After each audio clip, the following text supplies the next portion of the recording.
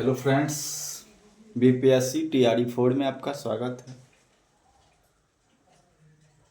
Math का class जो बहुपद पढ़ रहे थे अपने सब, आज फिर भी वहीं से बहुपद पढ़ेंगे। आज बहुपद का चैप्टर खत्म हो जाएगा। इसके अगला चैप्टर छठमिति पढ़ेंगे। बहुपद में कहाँ थे? पदों के आधार पे और घात के आधार पे मैं पिछले क्लास में पढ़ा हुए थे। तो क्या है घात के आधार पे? तो घात का क्या है? सबसे पहले बहुपद के चर राशि का अधिकतम पावर घात कहलाता है। बहुपद के चर राशि का अधिकतम पावर घात कहलाता है। जैसे 2x के पावर 3 है प्लस 7 में घात क्या है? तो घात क्या है? चर क्या है? x है। अचर क्या है? जो न्यूमेरिकल नंबर जो है 2 है, उसके पावर 3 है।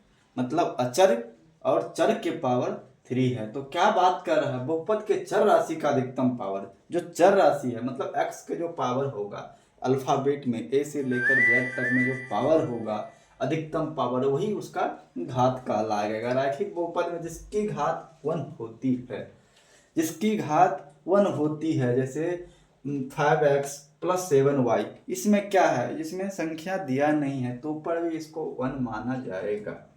इसके पावर 1 रहेगा, ठीक है। इसके पावर 1 मैं डाल ही देता हूँ, 1। समझ गए?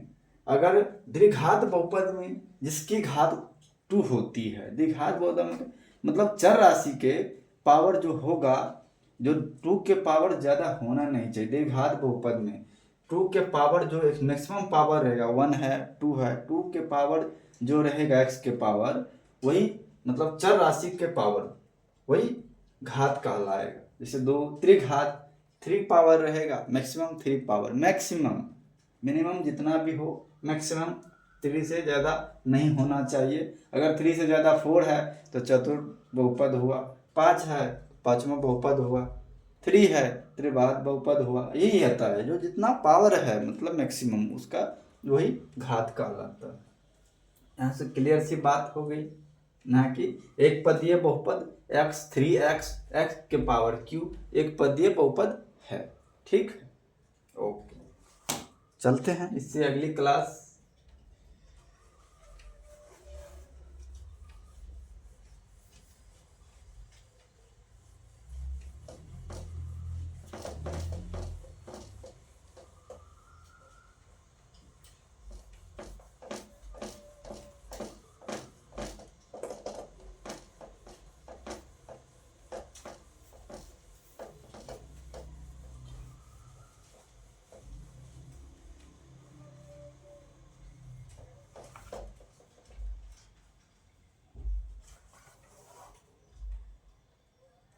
क्या पढ़ेंगे बहुपद में आज?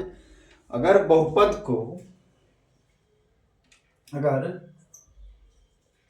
बहुपद को 0 के बराबर में अगर लिख दिया जाए तो ये क्या हो जाता है पता है? ये हो जाता है समीकरण। क्या हो जाता है? समीकरण। ये क्या हो जाता है? समीकरण। बहुपद को अगर 0 इसके बराबर 0 लिख दिया जाए तो उसके बराबर में क्या आ जाता है? समीकरण हो जाता है। क्या हो जाता है? समीकरण। तो पढ़ेंगे रैखिक समीकरण।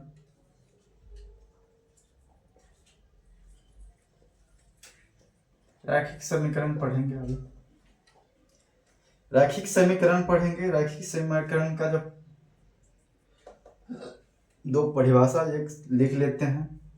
ax प्लस b1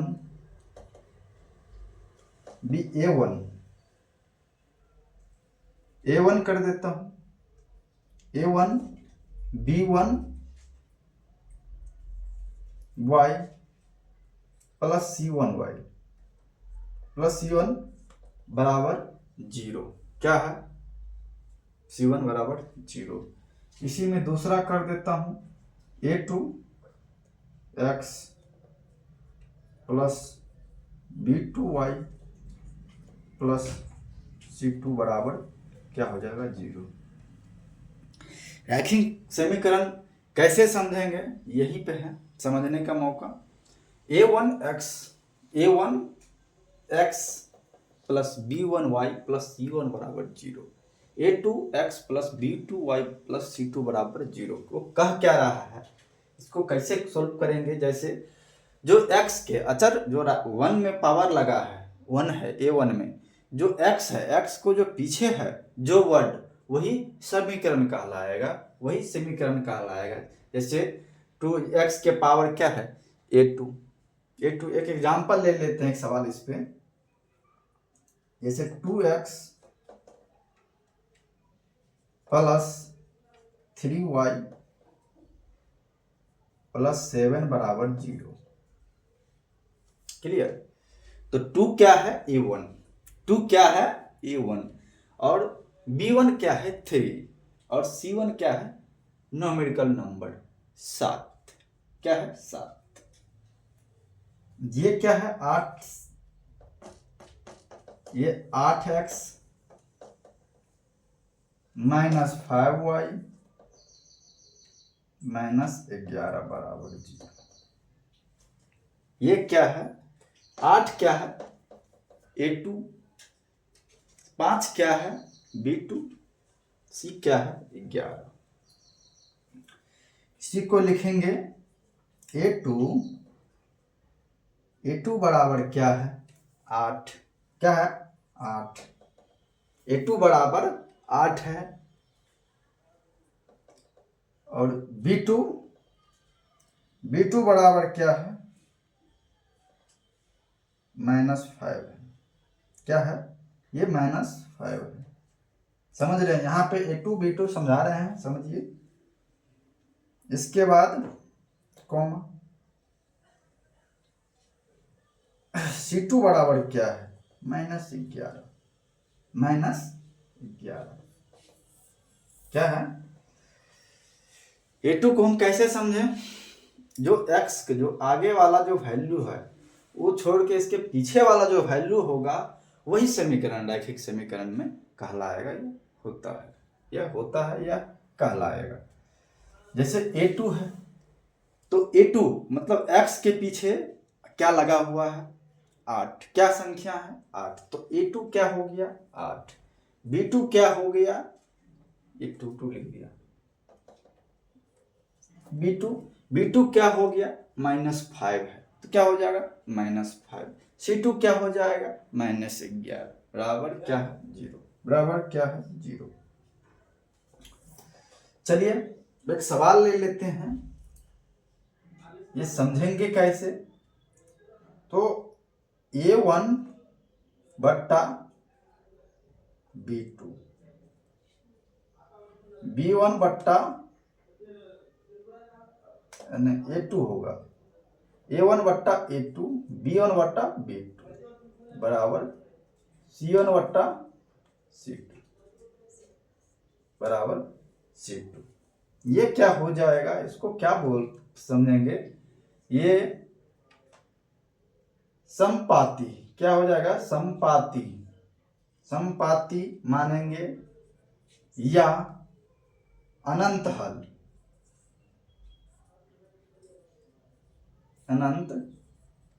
हल मानेंगे, या एक से अधिक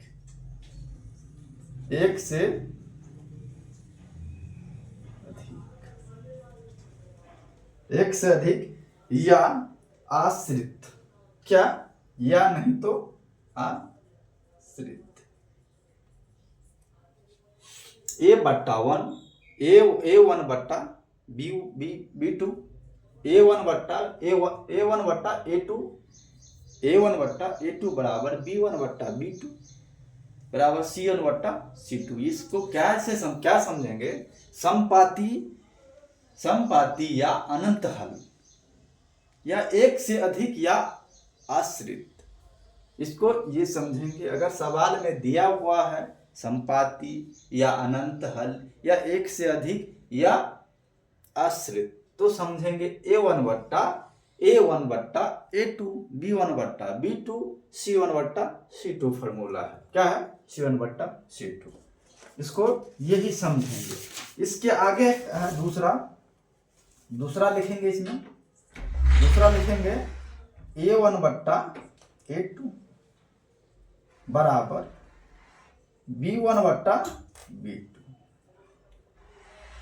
नॉट इक्वल। अगर ऐसा चिन्ह है तो इसको कहेंगे नॉट इक्वल। नॉट इक्वल बराबर नॉट इक्वल C1/C2 इसको क्या बोलेंगे? अगर सवाल में ये तो फॉर्मूला है। अगर सवाल में अगर पूछ दिया कि अवरोही अविरोधी, ये क्या है? विरोधी, क्या कि नॉट इक्वल है ना, तो ये विरोधी हो जाएगा। ये विरोधी या एक भी हल नहीं। विरोधी या एक भी हल नहीं क्या है? A1/A2 बराबर B1/B2। आगे है नॉट इक्वल C1/C2। इसको क्या समझेंगे? अगर विरोधी या एक भी हल नहीं तो ये फॉर्मूला का उपयोग करेंगे। ठीक। तीसरा क्या है? तीसरा A1/A2 नॉट इक्वल B1/B2। इसको क्या समझे? अगर ऐसा रहा, ऐसा फॉर्मूला के अगर सवाल में रहा तो क्या समझेंगे? अविरोधी या एक बिंदु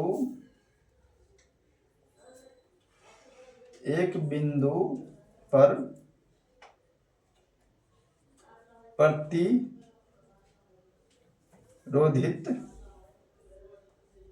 या अद्वितीय हल या केवल एक हल। क्या केवल एक हल समझेंगे? यही इसका फॉर्मूला है। इसके आगे इस पे सवाल बनाएंगे।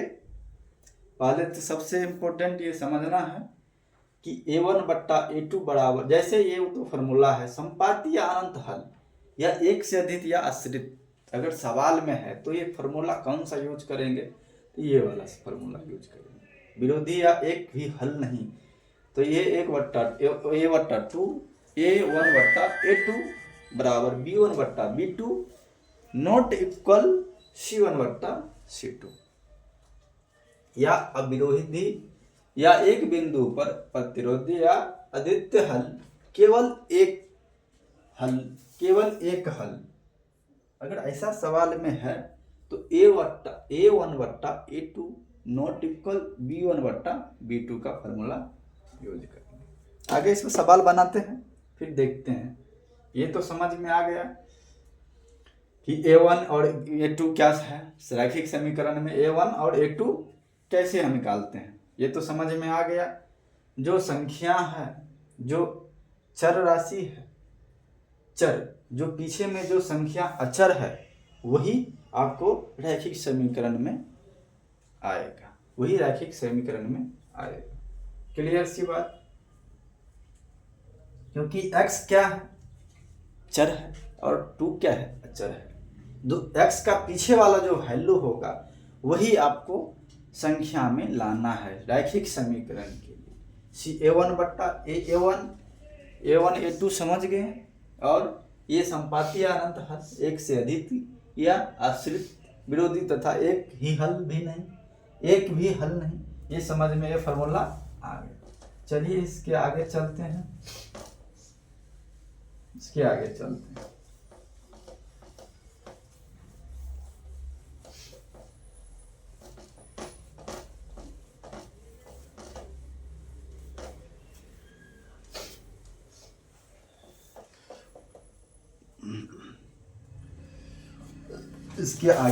हैं। एक सवाल ले लेते हैं। एक सवाल ले लेते हैं। 5x प्लस 7y प्लस के बराबर 0, 15x प्लस 21y प्लस 9 बराबर 0। इस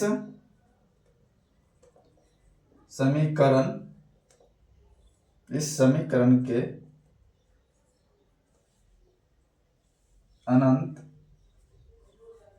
अनंत हल है।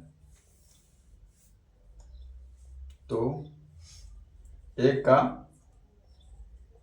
मान ज्ञात करें। क्या पूछ रहा है? अनंत हल। अनंत हल, इस पे कौन सी फार्मूला लगेगा ये ध्यान है, होना चाहिए। लिख देता हूं, a1 बट्टा a2 प्लस b1 बट्टा b2 प्लस c1 बट्टा c2। यही फार्मूला उसमें यूज होने वाला है।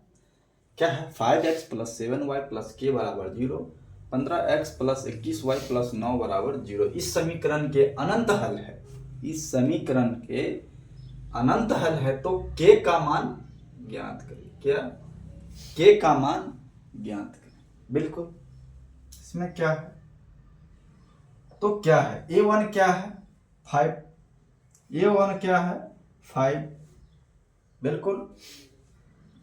a2 क्या है? a2 क्या है? 15 प्लस, या प्लस के जगह बराबर कर सकते हैं। बराबर, ये प्लस नहीं होगा, यहाँ पे बराबर होगा। ये फार्मूला में प्लस नहीं, बराबर होगा। बिल्कुल बराबर होगा। तो 5 बट्टा कितना होगा? ये a1 क्या है? 5x, और a2 क्या है? a2 क्या है? 15। तो संख्या हो गया 5 बट्टा 15 बराबर, और क्या है? b1 क्या है? 7।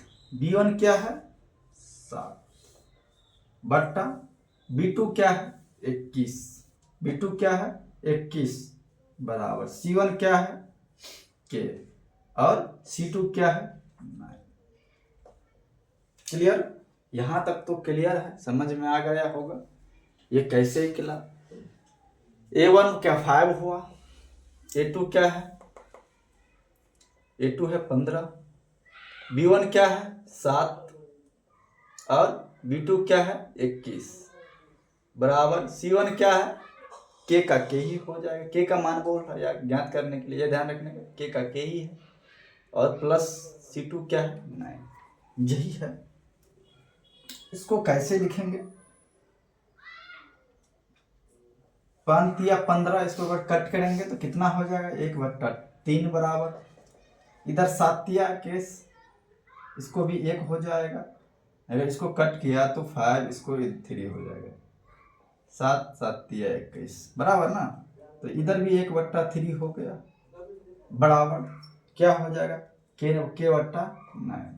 क्या हो जाएगा? के बट्टा 9। तो क्या करने का हमको, इतना ही में अगर हम सोल्यूशन निकाले तो के का वैल्यू आ जाएगा। तो ये क्या है? ये क्या है? कट जाएगा, ये उल्टा हो जाएगा। तो क्या है? ये उल्टा हो जाएगा। इसे यहाँ पर लिख देते हैं, 1/3 बराबर 1/3 बराबर के बट्टा 9। ये उल्टा में हो जाएगा, 3 तिया क्या होगा? 9 हो जाएगा। ये कट जाएगा। तो क्या है? के बराबर क्या हो जाएगा? 3। के बराबर क्या हो जाएगा? 3। इसका आंसर हो जाएगा। 3 इसका आंसर हो जाएगा। इस सवाल को के बट्टा 3 इसका आंसर हो जाएगा। दूसरा सवाल देखेंगे इसमें दूसरा सवाल देखेंगे इसमें।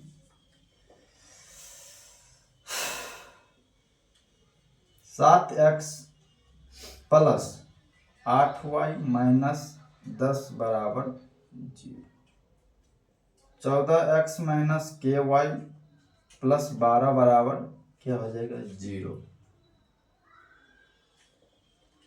इस समीकरण के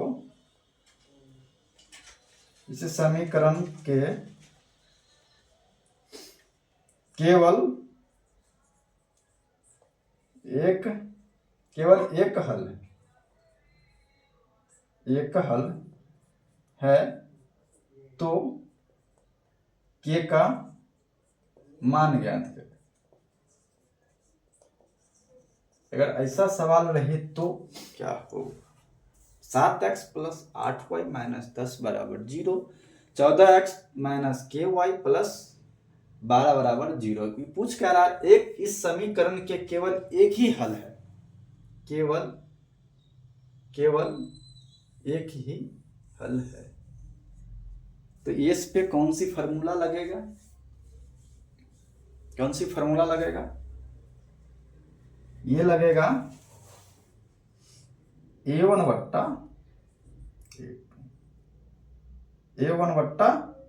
A2। चलिए ठीक है, इसमें एक एग्जाम्पल भी दे देते हैं। एग्जाम्पल बोले तो ऑप्शन भी दे देते हैं, इसमें ऑप्शन भी दे देते हैं। ए का है -16 और बी का है, और बी का लिख देता हूं 8, सी का 4, डी का 1 से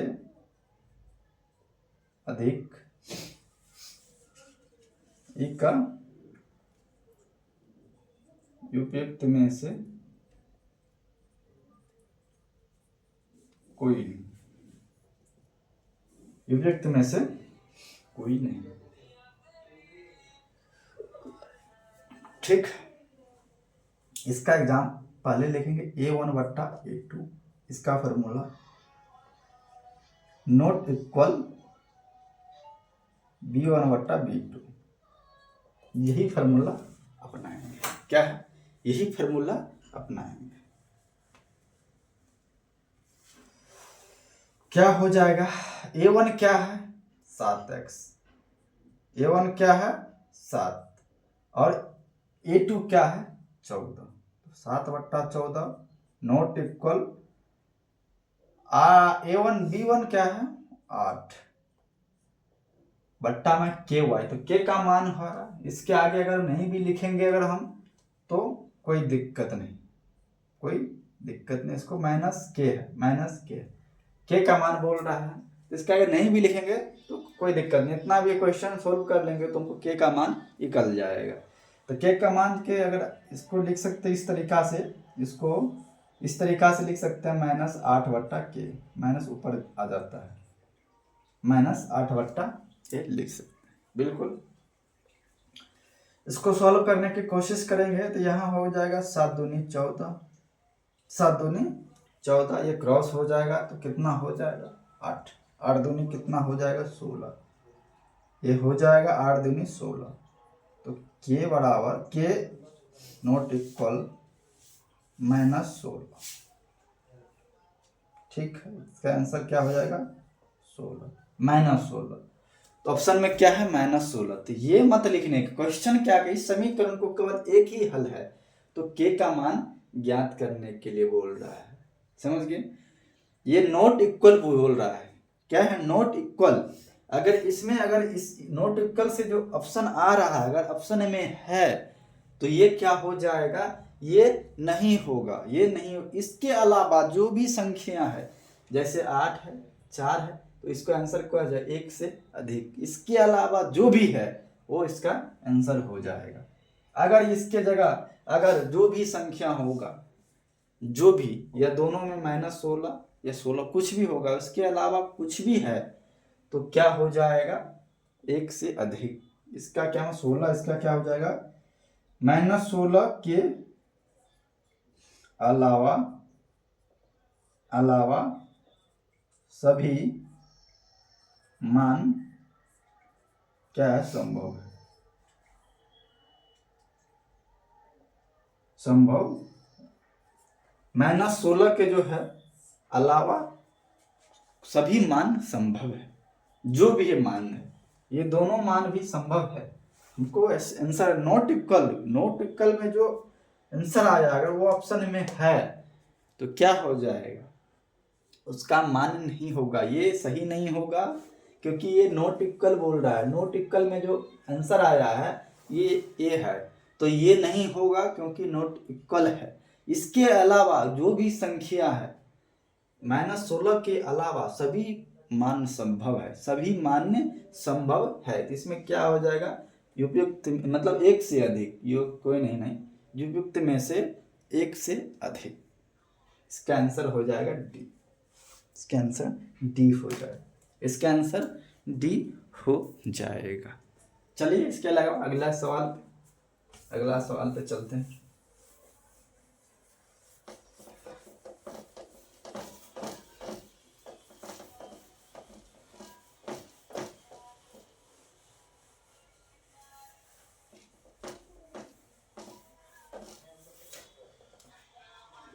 इसके अलावा दूसरा सवाल पर चलते हैं। तीसरा सवाल 4x + 7y 4x + 7y + 18 = 0। 21x - 2ky + 12 = 0। इस समीकरण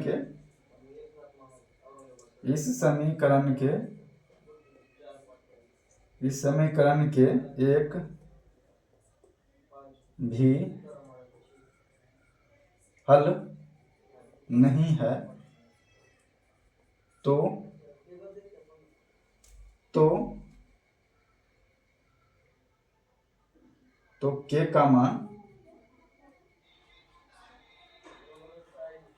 k का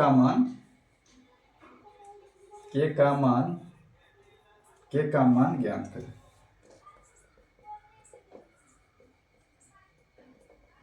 k का मान ज्ञात करने के लिए बोल रहा है। इसमें कौन सा फॉर्मूला हो लग जाएगा, a1/a2 b1/b2 not equal c1/c2 हो जाएगा। तो क्या हो जाएगा, a1/a2 = b1/b2 not equal c1/c2। यही उस पे फॉर्मूला हो जाएगा। कैसा, a1 क्या है 4 है, a1 क्या है 4 है, a2 क्या है 21, क्या है 21 बराबर b1 क्या है 7 है, b2 क्या है 2k। k का मान यहीं पे आ रहा है, 2k का मान यहीं पे आ रहा है। इसके अलावा अगर हम नहीं भी करते हैं ना आगे, कोई दिक्कत नहीं, लिखिए देते हैं। नॉट इक्वल c1 का मान 18 है, इसका मान 12 है, लेकिन हमको इतना ही करना है। क्यों, क्योंकि k का मान हमको इतना ही सॉल्यूशन करने पे हमको k का मान मिल जाएगा। 18 और 12 को जोड़ने की जरूरत या कैलकुलेशन करने की जरूरत नहीं पड़ेगा। ये क्या हो जाएगा, माइनस, इसको क्रॉस करेंगे ये दोनों को, तो मैं 4 दूनी 8 हो जाएगा। 8 के इसको गुना करेंगे 21 और 27 को, तो बराबर में कितना हो जाएगा, 21 27 को गुना करेंगे तो 7 दूना 20 दूना 140, 7 दूना 14 140, 140 7 47, ये कितना हो जाएगा 147। ये दोनों को उसको ऐसे करके गुना करेंगे, बराबर इसको गुना कर लेंगे। क्या करेंगे, गुना कर देंगे, तो माइनस के 8 हो जाएगा और 147 हो जाएगा। तो के बराबर कितना हो जाएगा 147/8, के बराबर 147/8 हो जाएगा। इसका सही आंसर 147/8 हो जाएगा, -147/8 हो जाएगा, -147/8 हो जाएगा इसका आंसर।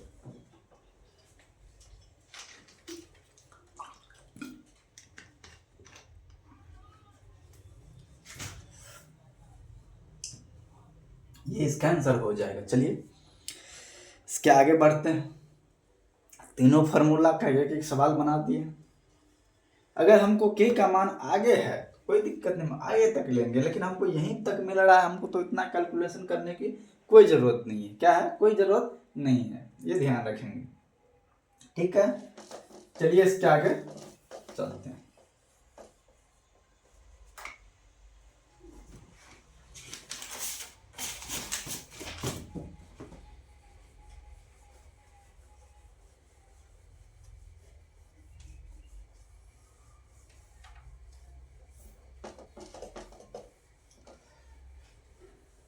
इसके आगे चलते हैं।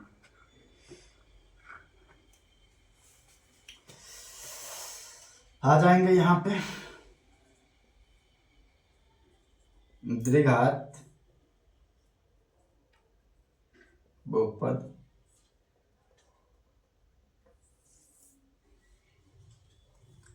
यहाँ पे आ जाएंगे द्विघात समीकरण।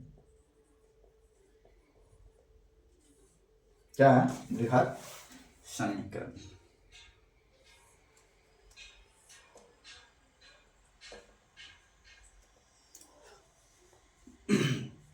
अब यहाँ पे समझेंगे कि द्विघात समीकरण जो है, द्विघात जो बहुपद है, जो ए एक्स स्क्वायर, क्या एक पदीय बहुपद, इसके बाद प्लस बी एक्स, इसके बाद प्लस सी है। ठीक, दूसरा इसमें लिखेंगे, कैसे हो जाएगा, ये क्या है, दो शून्यक, दो शून्यक बराबर क्या हो जाएगा, अल्फा इंटू बीटा। क्या हो जाएगा, अल्फा इंटू बीटा हो जाएगा। इस समीकरण में क्या है, A X square plus B X plus C बराबर 0। ये क्या हो जाएगा, दो मूल बराबर alpha beta, alpha beta,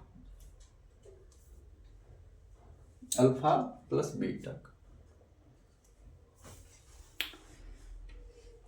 alpha plus beta, ये alpha into beta.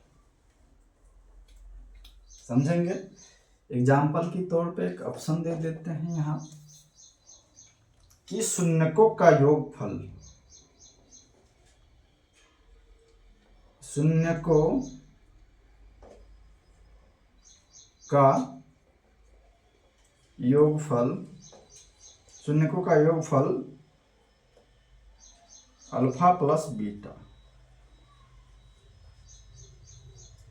Alpha plus beta बराबर ये क्या हो जाएगा, माइनस बी बट्टा ए। क्या हो जाएगा, माइनस बी बट्टा ए हो जाएगा। क्या हो जाएगा, माइनस बी बट्टा ए हो जाएगा। दूसरा ऑप्शन में देखेंगे,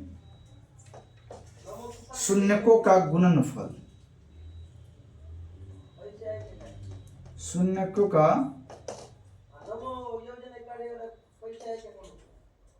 गुणनफल, शून्यकों का गुणनफल में हो जाएगा अल्फा इंटू बी बराबर सी ए बट्टा ए, सी बट्टा ए हो जाएगा। जैसे इसी में देखेंगे, पहला ऑप्शन, मूलों का योगफल, मूलों का योगफल है, क्या हो जाएगा, अल्फा प्लस बीटा बराबर माइनस बी बट्टा ए, माइनस बी बट्टा ए। दूसरा क्या हो जाएगा, मूलों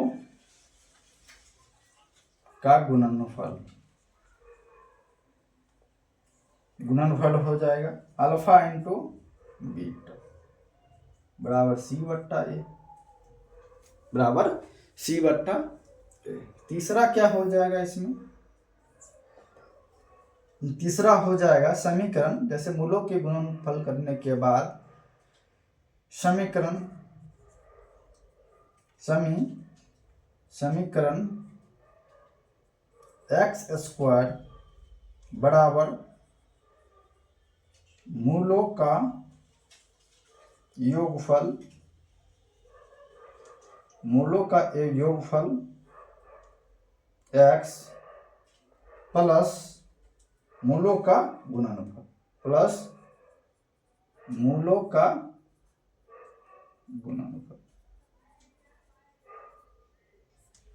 गुणनफल ऐसे लिख सकते हैं। इतना तामझाम करने की कोई जरूरत नहीं है। X square minus alpha plus beta x plus alpha into beta क्या है, मूलों का योगफल अल्फा प्लस बीटा बराबर माइनस बी बट्टा ए, मूलों का गुणनफल अल्फा इंटू बीटा बराबर सी बट्टा ए, और दोनों का जो होता है गुणनफल, योगफल और गुणनफल, जो समीकरण एक्स स्क्वायर बराबर मूलों का योगफल एक्स प्लस मूलों का गुणनफल होता है। इसके शॉर्ट तरीका में डायरेक्ट लिख सकते हैं x square minus alpha plus beta x plus alpha into beta. इसका तीसरा क्या हो जाएगा, इसका भी तीसरा हो जाएगा बहुपद एक्स स्क्वायर शून्यकों का योगफल एक्स प्लस शून्यकों का गुणनफल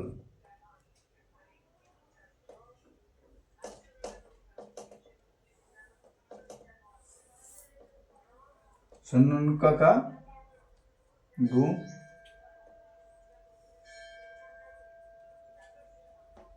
शून्यकों का गुणनफल। क्लियर है, इसमें भी तामझाम करने की कोई जरूरत नहीं है। X square minus alpha plus beta x plus alpha into beta, बस सेम चीज है, कोई अलग चीज नहीं है, सेम चीज है, सेम चीज है, यही है। इसका इस पे सवाल बनाते हैं दो, इस पे एक दो सवाल बनाते हैं और ये चैप्टर अपना खत्म हो जाएगा आज की, कल से क्षैतिमिति पढ़ाएंगे। ठीक है, यहाँ समझ गए। बस मेन चीज है इसका फॉर्मूला, इसका जो सूत्र और इसका मान मैथ का, और कुछ भी नहीं है। इस चीज को ध्यान रखेंगे, इस चीज को ध्यान रखेंगे। चलिए अगला सवाल बनाते हैं इसमें।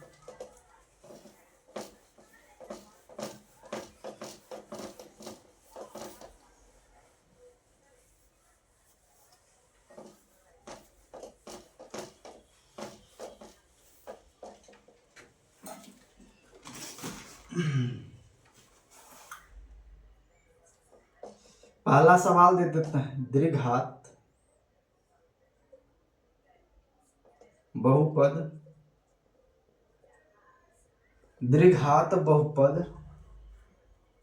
3x square plus 4x plus 7 के शून्यकों का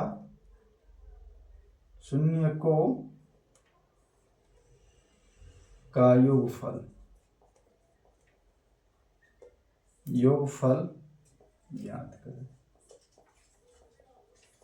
शून्यकों का योगफल ज्ञात करने के लिए बोल रहा है। दूसरा सवाल इसी में दे देते हैं, दूसरा सभी सवाल, द्विघात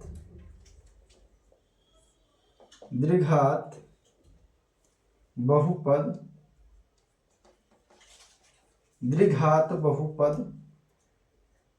क्या इतना लिख देंगे 2x² माइनस 5x माइनस 9 के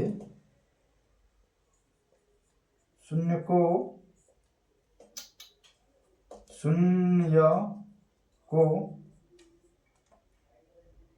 अल्फा नहीं शून्य को का गुणनफल ज्ञात करें। ये दो सवाल हो गए, ये दोनों सवाल देखेंगे। इस पे जो फार्मूला भी बताए हुए थे, जो टॉपिक्स द्विघात बहुपद और द्विघात समीकरण का, तो क्या हो जाएगा। ये क्या है, ये का क्या है बराबर कितना है 3 है। a1 का क्या है 3 है। b1 का क्या है, b1 का क्या है 4 है। और c1 का क्या है 7 है। ठीक, तो क्या हो जाएगा इसका फॉर्मूला अल्फा प्लस बीटा बराबर b1 माइनस ए, b1 माइनस b बट्टा ए हो जाएगा। यही इसका फॉर्मूला है योग का, शून्यकों का योग का। तो क्या हो जाएगा यहाँ पे, तो b क्या है -4 है, b क्या है -4 हो जाएगा, -4 हो जाएगा। a क्या है 3 हो जाएगा। यही तो इसका आंसर हो जाएगा, यही तो इसका आंसर हो जाएगा। क्या है a1 क्या है 3 है। ठीक, इसको भी लिख लेते हैं आगे c1, c बराबर 7। ठीक, इसको क्या है a1 क्या है 3 है, b1 क्या है 4 है, c1 क्या है 7 है। तो फार्मूला क्या पूछ रहा है, ये फार्मूला हुआ अल्फा प्लस बीटा बराबर माइनस बी बट्टा ए। तो अल्फा प्लस बीटा बराबर माइनस बी बट्टा ए, तो यही हो जाएगा। बी का मान माइनस बी का है, तो माइनस बी का बी पर क्या है 4, तो बी -4 हो जाएगा। और ए का जो मान है 3 है, तो 3, तो -4 बट्टा 3 इसका आंसर हो जाए। दूसरा को देखेंगे, इसका कौन फार्मूला लगेगा अल्फा प्लस बीटा, यही लगेगा। ए अल्फा इंटू बीटा लगेगा इस पर। ए का मान क्या है a1 का मान 2 है, b का मान कितना है b1 का 5 है, -5 लिखेंगे क्योंकि माइनस में है। और c का क्या है -9 लिखेंगे। क्या है c का मान -9 बराबर फार्मूला यूज हो जाएगा अल्फा इंटू बीटा बराबर माइनस बराबर सी बट्टा ए, यही इसका फार्मूला यूज होगा यहाँ पे। क्योंकि शून्यकों का गुणनफल पूछ रहा, ये योगफल था, शून्यकों का योगफल था, ये गुणनफल है, ये ध्यान रखेंगे। गुणनफल और योगफल, ठीक है। तो कितना हो जाएगा, c का बराबर क्या है, c का मान क्या है -9 बट्टा a का मान क्या है 2। यही तो इसका आंसर हो जाएगा, यही तो इसका आंसर हो जाएगा। कुछ करने की जरूरत नहीं, बहुत आसान सी है, सिर्फ फार्मूला समझ में आना चाहिए, सिर्फ फार्मूला समझ में आना चाहिए। चलिए फटाफट एक सवाल बना देते हैं, फटाफट एक सवाल बना देते हैं।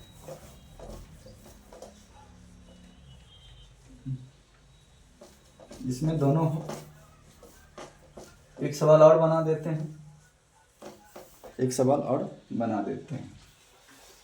तीसरा सवाल बना देते हैं, बहुपद बहुपद 5x² माइनस 7x प्लस 2 के शून्य को अल्फा तथा, ये ऐसा लिख देते हैं, अल्फा तथा अलग लिखते हैं ये सवाल, अल्फा तथा बीटा है तो alpha square plus beta square का मान ज्ञात करें। अल्फा तथा बीटा ही कर देते हैं, स्क्वायर लगाने की क्या जरूरत है, कोई दिक्कत नहीं।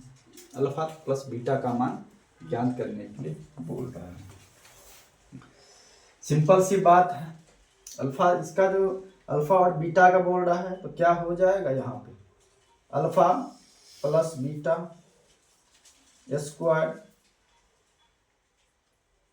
Square minus 2 alpha into beta हो जाएगा। तो कितना हो जाएगा, 7। कितना है, 7। बी का जो है 7 है बट्टा 5, इसका स्क्वायर हो जाएगा तो -2 गुने 2 बट्टा 5 हो जाएगा। तो ये क्या है, 7 का स्क्वायर होगा 7 सत्ते 49 और 5 का होगा 5 25 माइनस 2 दूनी 4 बट्टा 4 बट्टा 5, इसका जो एलसीएम ले लेंगे तो 25 हो जाएगा, 49 का 49 और 5 20 हो जाएगा, तो बराबर 29 बट्टा 25 इसका आंसर हो जाएगा। कैसे हो जाएगा इधर भी देखेंगे। ए का मान 53 है, A1 का मान 5 है और बी का -7 है और सी का 2 है। सी का क्या है, 2 है। ठीक, तो क्या हो जाएगा, अल्फा प्लस बीटा बराबर -b बट्टा ए हो जाएगा। तो क्या है, b माइनस क्या है, -7 बट्टा क्या हो जाएगा 5 हो जाएगा, इसको 7 बट्टा 5 लिख सकते हैं। ठीक, यहाँ तक तो क्लियर है। फिर अल्फा इंटू बीटा बराबर सी बट्टा ए बराबर 2 बट्टा 5, ये 2 हो जाएगा और ये 5 हो जाएगा, 2 बट्टा 5, ये 2 बट्टा 5 होगा, ये 7 बट्टा 5 हो जाएगा। तो इसी चीज को यहाँ पे शॉर्टकट में बनाया है, दोनों तरीका से बना सकते हैं। इसके तरीका से बना है, यहाँ भी शॉर्टकट से, यहाँ के भी आगे बन सकता है, लेकिन यहाँ पे जो आंसर आ गया ये इसका स्क्वायर हो जाएगा और ये इसका भी। ठीक, चलिए आज तक यही क्लास, अगला चैप्टर 6 पढ़ेंगे। Thank you.